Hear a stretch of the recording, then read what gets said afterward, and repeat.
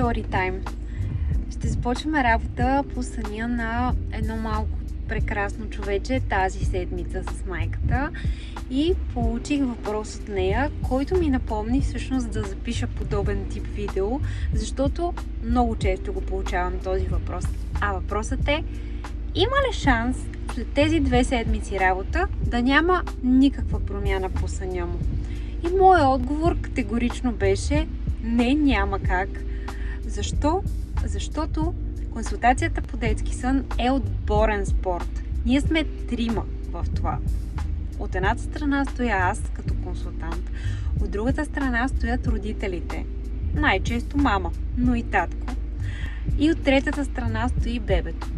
Аз съм тази, която ще ви даде насоките, ще ви заведе в правилната посока. А от ваша страна искам изпълнение на задачите, които давам, и насоките, които давам.